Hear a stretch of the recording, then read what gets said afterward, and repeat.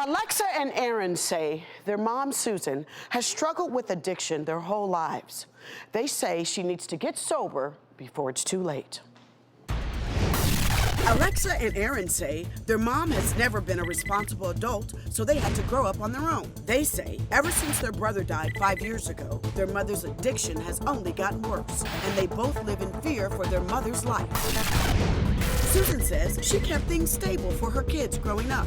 She says her son was her best friend, and losing him left her full of guilt, and she still can't move on. She says she doesn't know how to stay sober for long.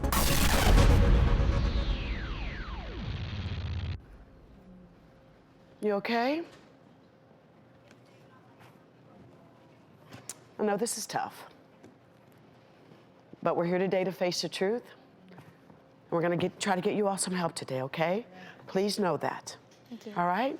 So Alexa and Aaron, your mom has struggled with addiction your whole lives. Tell us what your childhood was like. Our childhood, I remember CPS being called one time and coming home, and my mom was frantic cleaning up, and she had a friend, and I was young. I didn't ask what happened, but I heard other people talking, and she was like, they called CPS, they're trying to take my kids away.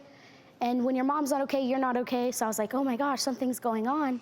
So she was like kind of trying to hide things and clean up, and it was inhabitable, like looking back, like some of the places where we lived, it was very dirty.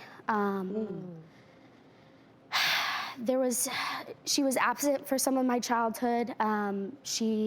Whether that be that she would be going out, or whether that be that she had to work.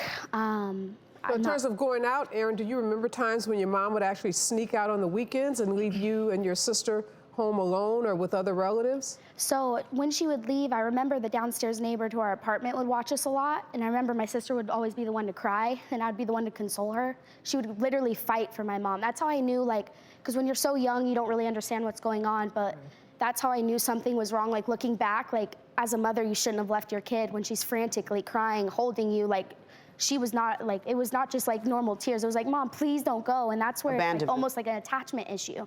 And for me, I was just so young, I was quiet, and I was just like consoling her, Lexi, it's okay, because I didn't understand. I was like, it's okay. Like, I was happy to be with the couple, and that's how I coped, is I attached to functioning families. So I was really attracted to that functioning family. I asked my mom one time, and it broke her down. I said, can I move in with this family? And she was like, no. I go, Mom, they give me clean underwear. And I really learned, like, the mothering from that family, what a mother should do. I mean, so I think that's what helped me.